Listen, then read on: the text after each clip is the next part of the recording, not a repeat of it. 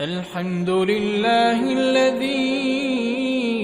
أنزل على عبده الكتاب ولم يجعل له عوجا قيما لينذر بأسا شديدا من لدنه ويبشر المؤمنين الذين يعملون الصالحات أن لهم أجرا حسنا ماكثين فيه أبدا وينذر الذين قالوا اتخذ الله ولدا ما لهم به من علم ولا لآبائهم